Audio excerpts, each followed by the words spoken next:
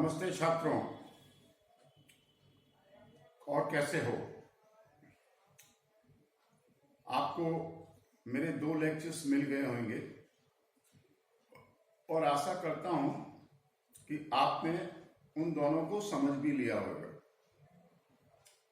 यदि आपको उसमें कोई चीज समझने में कुछ प्रॉब्लम आती है तो आप उसे नोट डाउन कर लें और आशा करता हूं कि मेरा नंबर आप लोगों के पास होगा।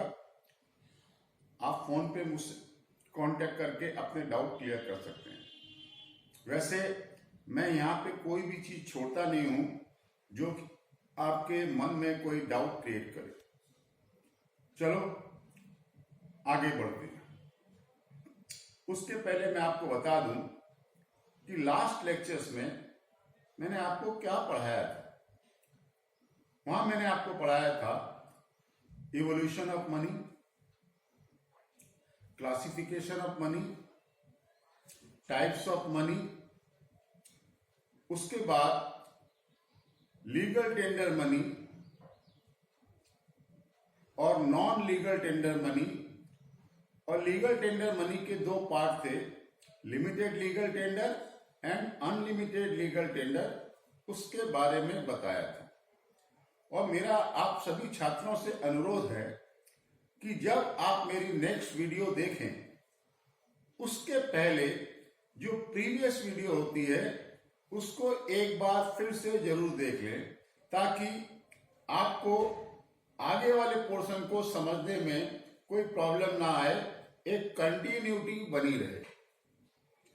आज मैं आपको बताने वाला हूं इसी चैप्टर की, दैट इज मनी की लास्ट टॉपिक, और उस टॉपिक का नाम है मनी सप्लाई। आते हैं बेटा, मनी सप्लाई, इसकी डेफिनेशन क्या है और इसका मतलब क्या है। इसका डेफिनेशन है बेटा, it refers to total volume और टोटल स्टॉक ऑफ मनी। और देखो ब्रैकेट में मैंने लिखा है ऑफ ऑल टाइप, वेदर वो कॉइन्स हैं या नोट्स हैं या और किसी प्रकार के मनी हैं, हेल्ड बाय पब्लिक, जो कि पब्लिक के हाथ में हो, of a country at a particular point of time. तो क्या हुआ डेफिनेशन इसका? It refers to total volume और total stock of money held by public of a country at a particular point of time. That is, किसी particular point of time पे एक country में कितना पैसा पब्लिक के द्वारा, पैसा मतलब मनी, पब्लिक के द्वारा हेल्ड किया हुआ है, उसे हम कहते हैं मनी सप्लाई। अब इस मनी सप्लाई के 2 इंपॉर्टेंट फीचर्स होते हैं। पहला फीचर होता है बेटा, it includes money held by public only. देखो, money held by public only को मैंने इन्वर्टेड कॉमा में घेरा हुआ है, अर्थात इसका कोई ना कोई इंपॉर्टेंट मतलब होगा जो मैं आपको बाद में बताऊंगा। और वो है, the term public means the money using sector, that is individuals and business firms only. देखो, 2 सेक्टर होते हैं यदि हम मनी की बात करें तो। एक सेक्टर होता है जो मनी को यूज करता है और दूसरा सेक्टर होता है जो मनी की सप्लाई करता है। तो money held by money using sector ही खाली मनी सप्लाई में काउंट किया जाता है, ना कि money held by money supplier sector. अब मनी सप्लायर सेक्टर क्या होता है वो आ जाएंगे। तो मनी यूजिंग सेक्टर्स में कौन कौन आते हैं बेटा? उसमें 2 कैटेगरी के लोग आते हैं, एक तो इंडिविजुअल्स जैसे हम सभी, और दूसरे आते हैं ऑल द बिजनेस फर्म्स। इन दोनों को मिला के हम कहते हैं कि ये है मनी यूजिंग सेक्टर। इसी क्रम में मनी सप्लाई का जो दूसरा फीचर है वो आपके डाउट्स को और क्लियर कर देगा। It does not include money creating और money supplying sector. That is जो मनी क्रिएटिंग और मनी सप्लाइंग सेक्टर के पास है वो मनी सप्लाई में काउंट नहीं होता है। और मनी सप्लाइंग सेक्टर में कौन कौन आते हैं, उनमें बेटा ये 3 कैटेगरीज आती हैं। पहला है गवर्नमेंट अर्थात मिनिस्ट्री ऑफ फाइनेंस, जो इशू करती है all coins and 1 rupee notes. दूसरा आता है सेंट्रल बैंक, जिसे इंडिया में RBI that is Reserve Bank of India के नाम से जाना जाता है, जो which issues all other notes other than 1 rupee note. तो बाकी सब नोट्स को इशू करने की जिम्मेदारी किसकी होती है, आरबीआई की। और तीसरा आता है बेटा commercial banks which creates money. अब ये जो पॉइंट है कि कमर्शियल बैंक कैसे मनी क्रिएट करते हैं, इसके बारे में तो आपने सुना होगा, पिछले लेक्चर में मैंने बताया था कि 1 रुपये के नोट्स और जितने भी टाइप के कॉइन्स हैं उनकी जिम्मेदारी किसके ऊपर होती है, गवर्नमेंट के ऊपर अर्थात मिनिस्ट्री ऑफ फाइनेंस के ऊपर। दूसरा भी आपने सुना होगा सेंट्रल बैंक आरबीआई, जो कि इशू करती है all other types of notes other than 1 rupee notes. अब ये कमर्शियल बैंक क्या ये भी मनी क्रिएट कर सकते हैं, ये भी मनी क्रिएट करते हैं, लेकिन इसके बारे में जब मैं आपको नेक्स्ट चैप्टर बैंकिंग पढ़ाऊंगा वहां समझाऊंगा। अभी तो आप यहां समझ लो ये 3 जो होते हैं ABC, that is ministry of finance, RBI and commercial bank, ये होते हैं मनी सप्लाइंग सेक्टर्स। और इनके पास जो भी कैश बैलेंस होता है उसको हम मनी सप्लाई में क्यों नहीं काउंट करते हैं, because cash balance held by A, B and C do not come into actual circulation in the country। तो यहां से हमें एक और डेफिनेशन मिलता है कि money supply refers to total volume और total stock of money in circulation at a particular point of time in a country. तो ये हुआ आपका मनी सप्लाई का डेफिनेशन और उसके फीचर्स, ताकि वो बाद में देख सके।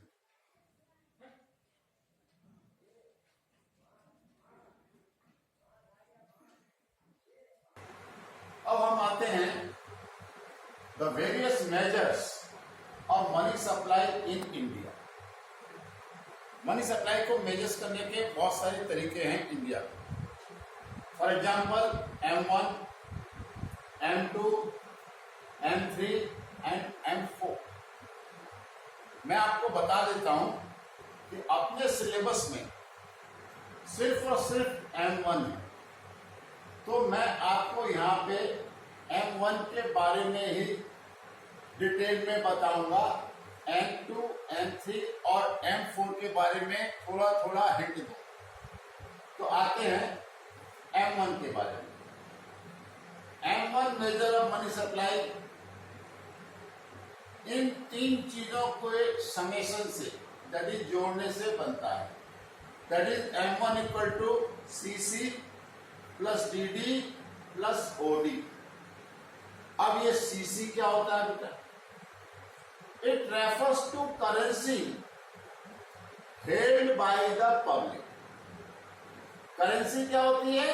करेंसी होती है कॉइन्स एंड पेपर नोट्स। तो करेंसी क्या होती है? करेंसी होती है कॉइन्स एंड पेपर नोट्स। तो सीसी का मतलब हुआ it refers to currency that is coins and paper notes held by the public. जितने भी कॉइन हैं वो किसी भी डिनोमिनेशन के हों, जितने भी पेपर नोट्स हों वो किसी डिनोमिनेशन के हों, वो पब्लिक के द्वारा हेल्ड हैं। और पब्लिक का मैंने आपको पहले ही बता दिया है, पब्लिक में 2 लोग आते हैं, एक individuals like we individuals and all the business firm. At a particular point of time individuals और बिजनेस फर्म्स के हाथ में जितने भी कॉइन्स और पेपर नोट्स हैं वो सभी सीसी कैटेगरी में आते हैं। नेक्स्ट है बेटा डीडी। डीडी का फुल फॉर्म है बेटा demand deposit. It refers to demand deposit. अब ये डिमांड डिपॉजिट भी दो होते हैं, एक होता है सेविंग डिपॉजिट एंड एक होता है करंट डिपॉजिट। ये मैं बाद में बताऊंगा। It refers to demand deposit of the public with the commercial bank. Public अर्थात इंडिविजुअल्स और बिजनेस बैंक, उनकी जितनी भी डिमांड डिपॉजिट कमर्शियल बैंक के पास होती हैं। और ये डिमांड डिपॉजिट होती क्या है? This DD means checkable deposit. Checkable deposit क्या होती है बेटा? जिनको आप चेक इशू करके किसी भी समय अपनी बैंक में से निकाल सकते हो। लेकिन ये डेफिनेशन चेकेबल डिपॉजिट थोड़ा सा पुराना है, क्योंकि आज हम चेक के द्वारा तो पैसे निकाल ही सकते हैं और आज हम एटीएम कार्ड के द्वारा और डेबिट कार्ड के द्वारा भी पैसे निकाल सकते हैं जब हमारा मन चाहे, बशर्ते हमारे अकाउंट में पैसे हैं। तो डीडी का डेफिनेशन यहां मैंने थोड़ा सा चेंज कर दिया। It refers to demand deposit of the public with the commercial bank and DD means checkable deposit which can be withdrawn or encashed. Encashed माने निकाला जा सकता है by issuing checks, चेक के द्वारा और with the help of ATM cards and debit cards by the account holder. आपको थोड़ा बहुत तो बैंकिंग की नॉलेज होगी, मैं समझता हूं। जैसे हम इंडिविजुअल्स जो होते हैं, हमें जब अपना बैंक में अकाउंट खुलाना होता है तो जो अकाउंट हमारा खोला जाता है वो होता है सेविंग अकाउंट, और सेविंग अकाउंट में जो भी डिपॉजिट होता है उसे हम कहते हैं सेविंग डिपॉजिट। सिमिलरली जितने भी बिजनेस फर्म्स हैं वो यदि बैंक में अपना अकाउंट खोलती हैं तो उस अकाउंट को हम लोग बोलते हैं करंट अकाउंट। और करंट अकाउंट में जो भी डिपॉजिट होता है फर्मों का उसे हम क्या कहते हैं? Current deposit. और सेविंग डिपॉजिट और करंट डिपॉजिट ये पैसा ऐसा होता है कि अकाउंट होल्डर जब चाहे, जब उसको जरूरत हो, आइदर चेक के द्वारा या एटीएम कार्ड के द्वारा या डेबिट कार्ड के द्वारा वो निकाल सकता है। तो ये सभी किस कैटेगरी में आते हैं बेटा? ये सभी कैटेगरी आती है to DD, that is demand deposit. और तीसरा है बेटा ओडी। ओडी का फुल फॉर्म होता है अदर डिपॉजिट्स। इसमें क्या क्या आता है? इसमें आता है it refers to other deposit. It refers to other deposit with RBI. और भी बहुत टाइप के डिपॉजिट होते हैं, लेकिन वो आरबीआई के पास होते हैं, रिजर्व बैंक ऑफ इंडिया के पास होते हैं। वो कौन कौन से डिपॉजिट होते हैं? It includes deposit held by RBI, माने ये वो डिपॉजिट है जो आरबीआई के पास है, लेकिन किसके बिहाफ में है? On behalf of foreign banks, foreign governments, public financial institution, world bank, IMF अर्थात इंटरनेशनल मॉनिटरी फंड एक्सेट्रा, ऐसी वर्ल्ड ऑर्गेनाइजेशन।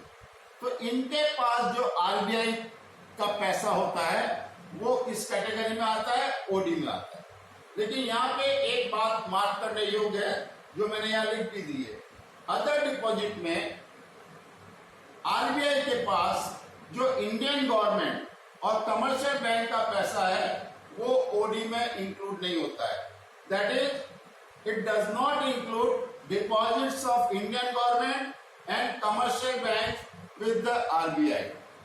अब कमर्शियल बैंक्स क्या होती हैं अभी तो आपको मालूम नहीं है, जैसे State Bank of India, Bank of Baroda, Bank of India, Dena Bank, ICICI, HDFC, these all are commercial bank. Foreign banks में कौन कौन सी आ जाती हैं? फॉरेन बैंक्स में आ जाती है standard chartered bank, HSBC bank, ये फॉरेन बैंक्स, सिटी बैंक, ये फॉरेन बैंक्स। ठीक है, तो आरबीआई के पास फॉरेन बैंक का पैसा या फॉरेन गवर्नमेंट का पैसा या पब्लिक फाइनेंशियल इंस्टीट्यूशन का पैसा या वर्ल्ड बैंक का पैसा या आईएमएफ का पैसा, ये सभी पैसे जो हैं मनी जो है वो किस कैटेगरी में आते हैं, ओडीटी पर, और ये सभी किसके पास होते हैं, आरबीआई के पास होते हैं। अब आप बोलोगे कि सर आरबीआई के पास ये फॉरेन बैंक के पैसे क्यों होते हैं, फॉरेन गवर्नमेंट के पैसे क्यों होते हैं, वर्ल्ड बैंक के पैसे क्यों होते हैं, आईएमएफ के पैसे क्यों होते हैं।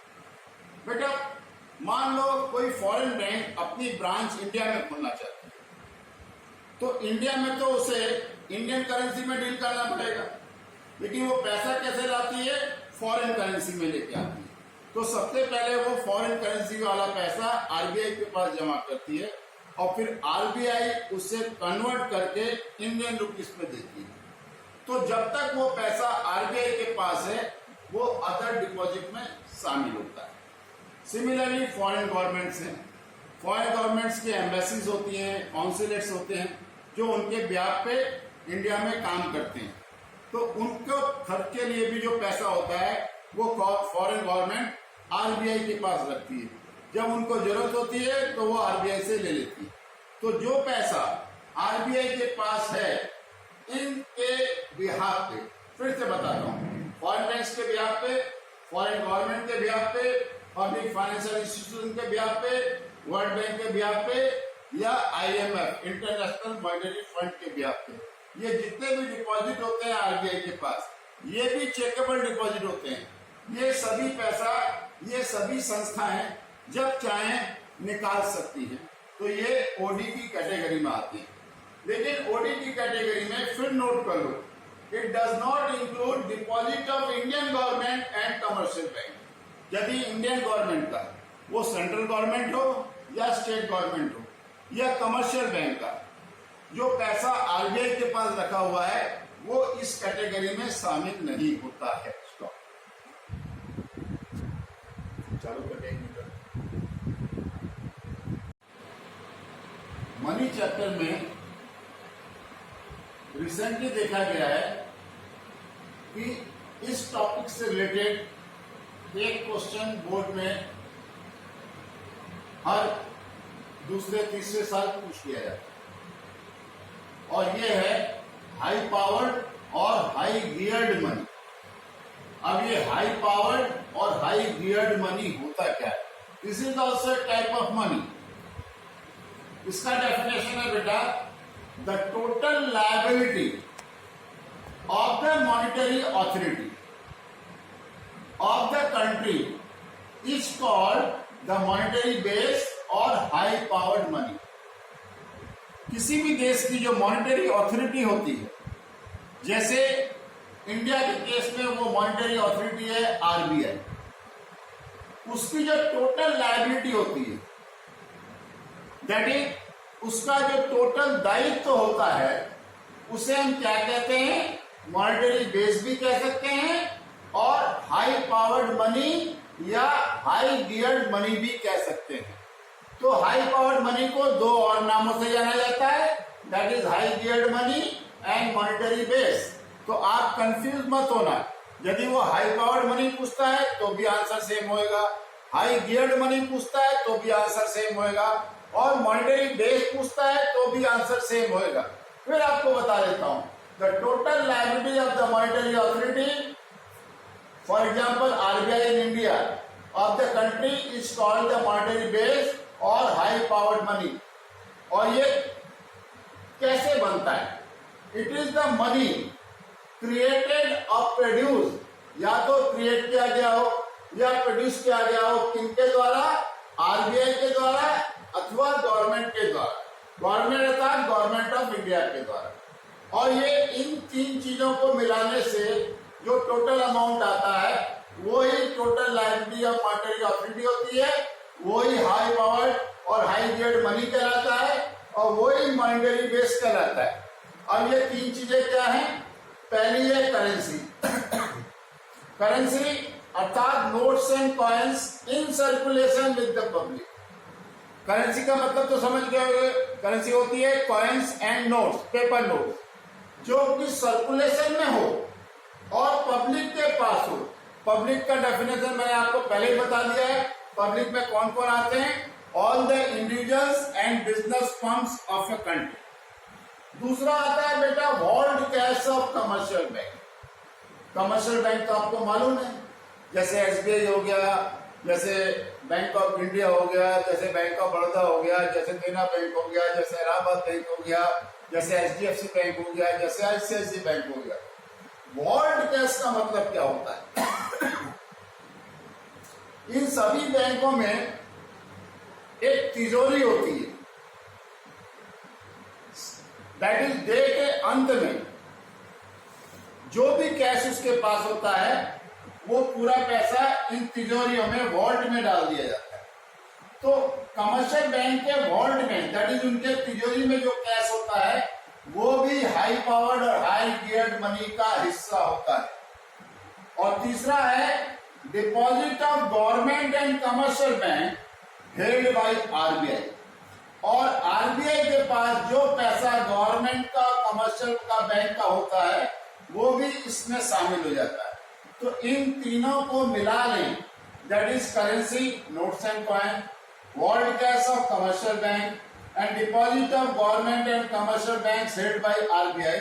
इन तीनों का जो टोटल होएगा, सम होएगा, वो क्या कहलाएगा? हाई पावर्ड और हाई गियर्ड मनी और मॉनेटरी बेस। तो ये चैप्टर आज आपका समाप्त हो गया।